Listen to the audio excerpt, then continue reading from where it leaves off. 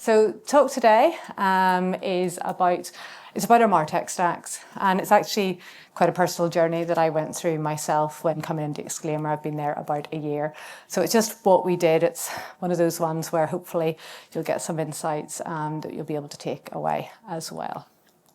So who am I? I lead our global marketing at Exclaimer. My career to date, I won't tell you how long I've been doing marketing. That'll give you a bit of an idea of my age. But I started off in consumer marketing. I was with Skyscanner when they were a startup, right through to we exited for about 10 years. Then after that, I actually moved into B2B marketing. So I think the insights of both is really interesting because you bring a lot from when you have done consumer into B2B. So it's a really interesting mix as well. But the fundamentals are massively there on both, which is very interesting for me. This is what we're going to talk about today. Obviously I'd be remiss if I didn't tell you a little bit about what we do. And then we'll get into what I'm actually really passionate about, a topic that's close to my heart and one that we had to solve at Exclaimer. So it's the Martech trap that we all find ourselves in. And I'll talk you a little bit through basically what we did as well, and then how we layer in technology across some of the campaigns that we do at Exclaimer. So who are we? Just to keep Amy happy, I'll talk a little bit about what we do.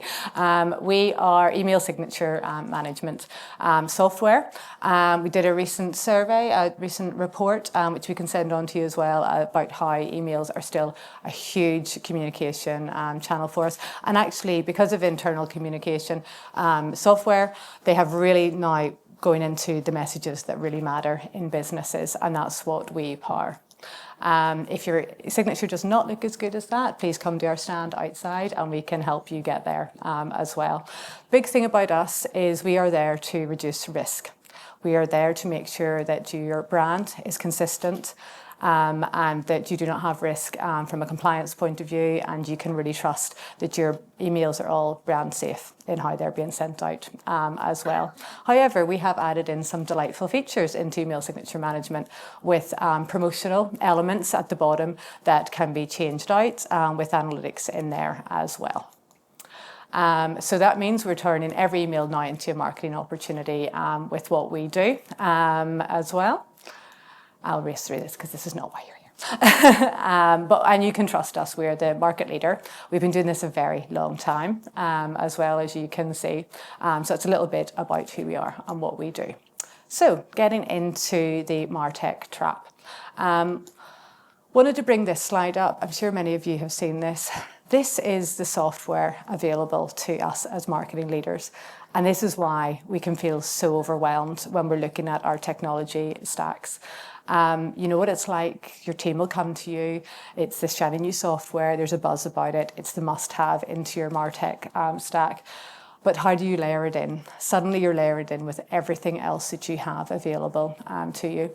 And what we have found is that you are left with this burden of a huge Martech stack that maybe is underwhelming in the results that you hoped for. Maybe it's hard to manage. And then suddenly as a marketing leader, it's your responsibility to try and understand what you need to do to manage this going forward.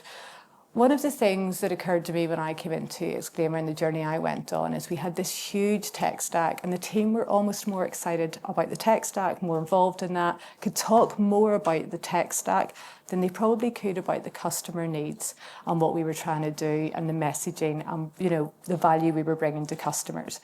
And that was interesting to me because actually for me, you've got to get your marketing fundamentals right. And that's when tech stacks come in and really elevate and amplify what you're trying to do from a marketing point of view. So that's what I want to talk about today. I want to talk about how we do find ourselves in this trap.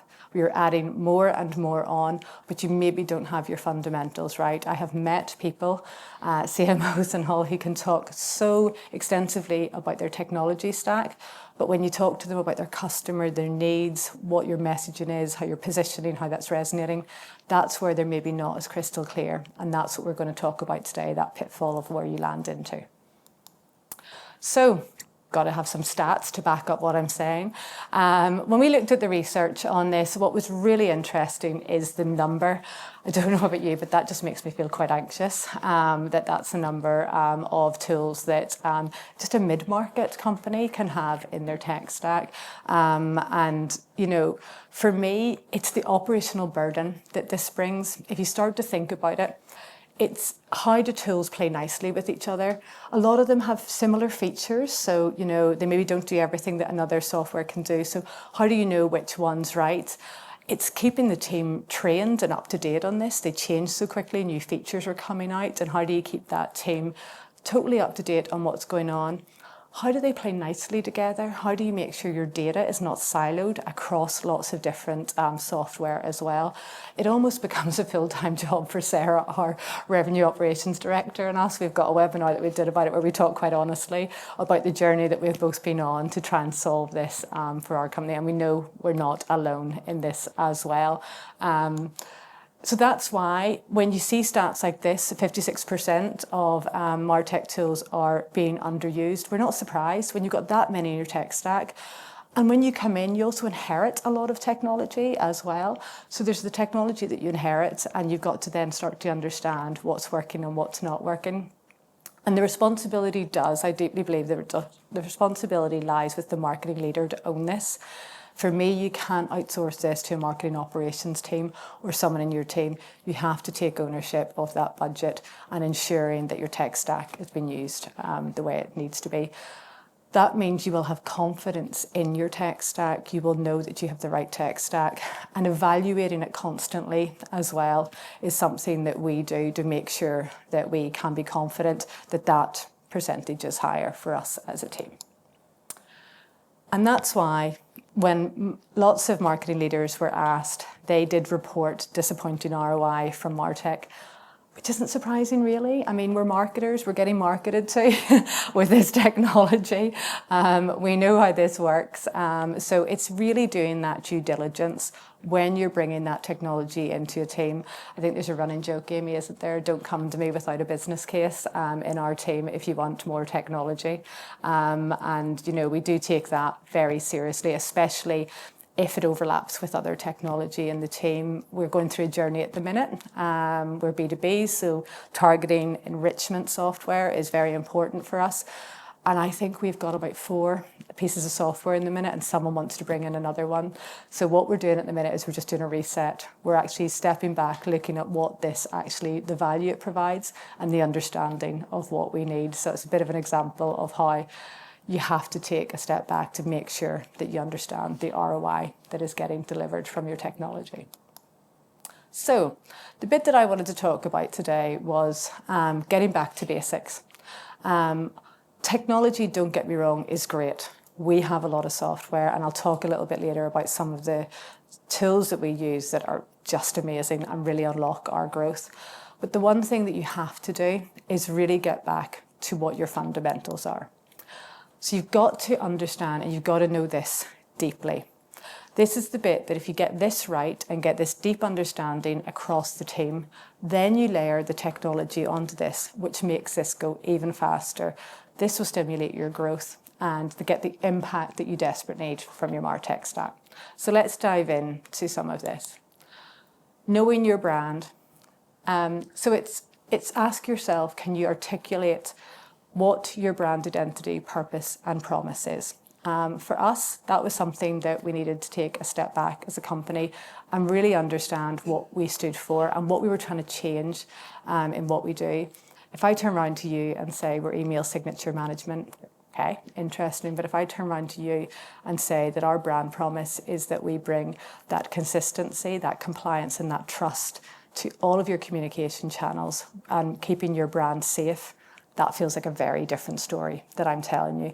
And it's really being able to articulate that and ensure that that is embedded really effectively across all of your marketing, all of your messaging that you do. And of course, we've got stats again to back up this up.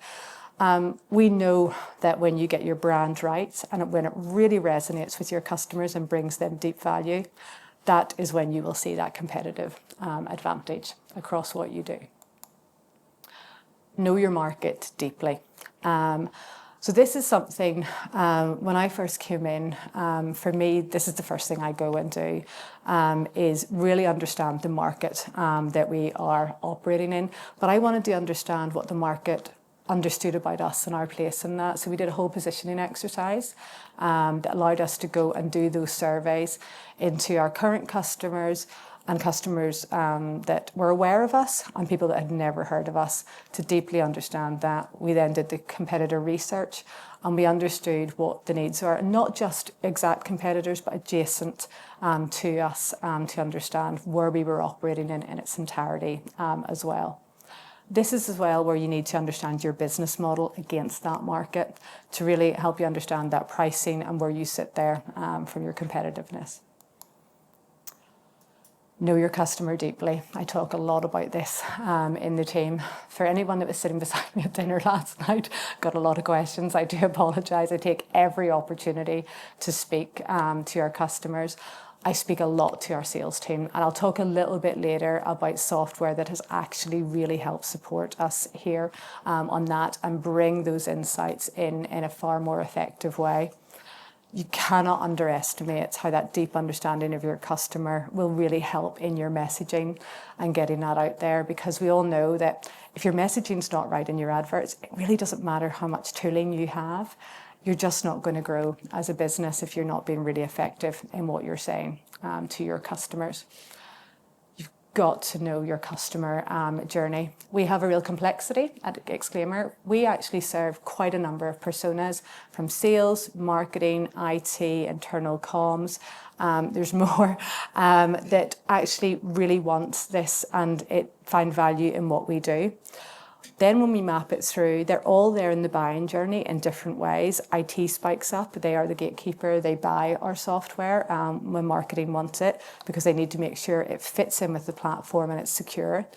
They kind of come away again. They are users because it simplifies what they do. But then it's marketing and internal comms. They want to use those delightful features that we put into email signature management.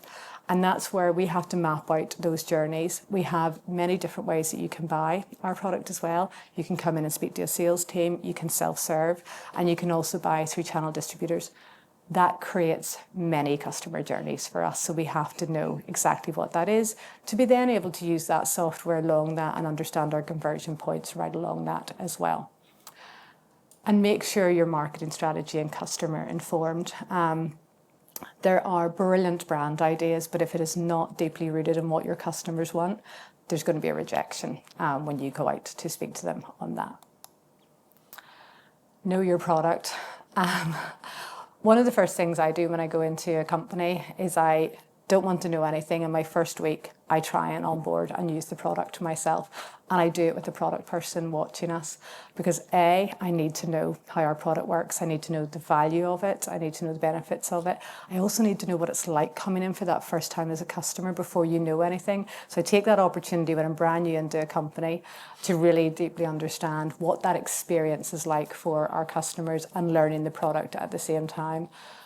Deeply understand what those customer problems are that you're trying to solve, because that is where your messaging really comes into. One of the things that we have done as well is we've really brought our product marketing and sales team together, because we are that complete picture in making sure that we're not only messaging what we're doing, what's new coming out, but also feeding back into the product team of what the customers want and creating those really effective feedback loops as well.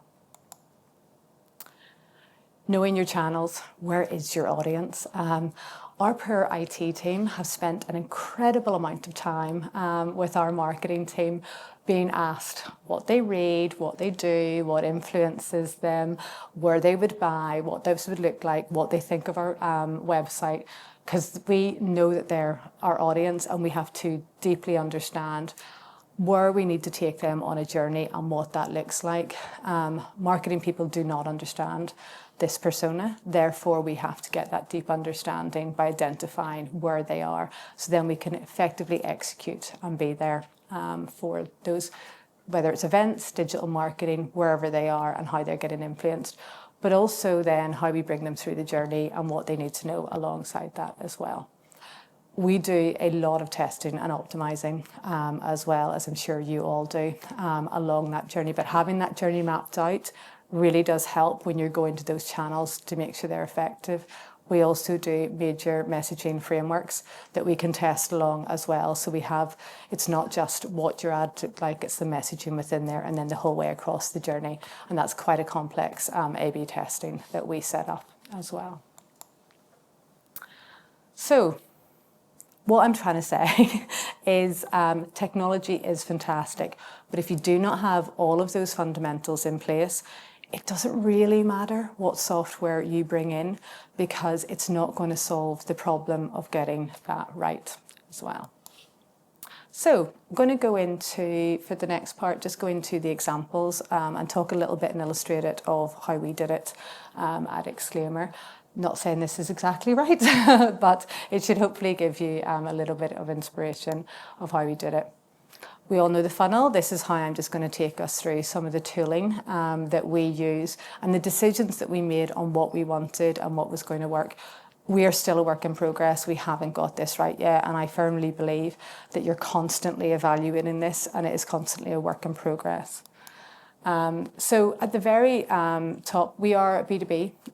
So for anyone that's consumer in the room, this is how we work. It's a very different tech stack than when I did consumer marketing at the start. But at this awareness and acquisition stage, and we'll go into the campaign in a little bit time, where you can show us exactly then what we produced to go alongside this. But these tools here, you've got 6 Sense, which allows you to understand the targeting that you want to do.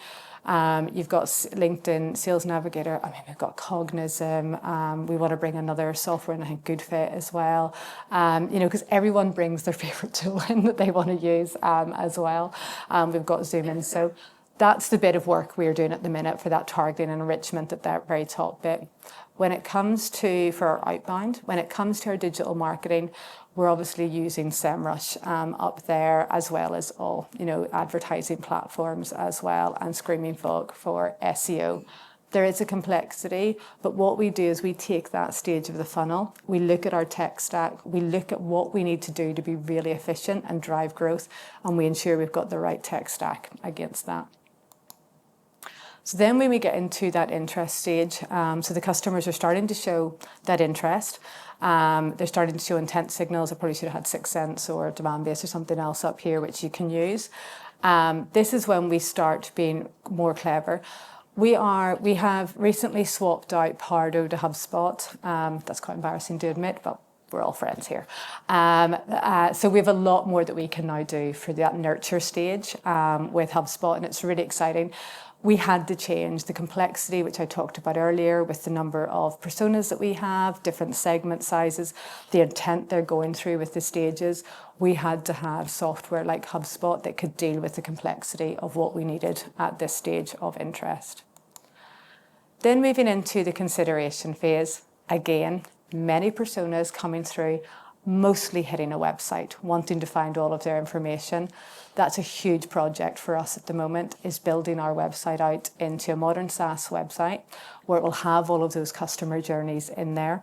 So if you look at it today, please look at it in about a month's time, because it's about to change significantly as well. We have all the software at this point that you would expect to see.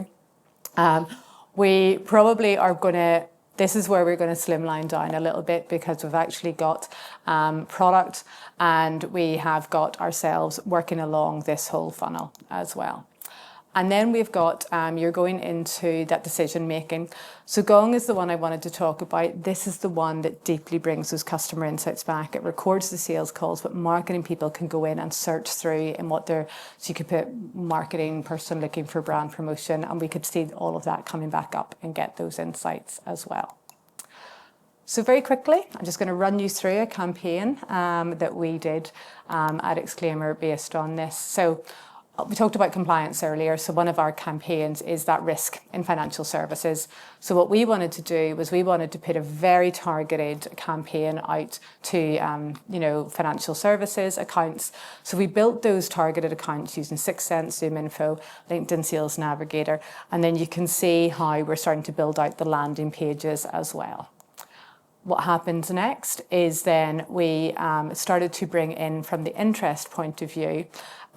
We were tracking them through CRM and Sixth Sense. Sixth Sense is where we were able to see that intent that they were showing.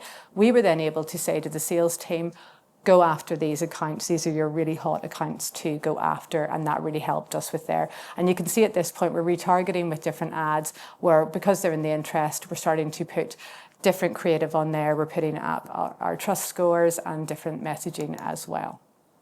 This is when they're at the consideration phase. We're still in digital campaign here, so this is just the change that happens as this one customer is coming through.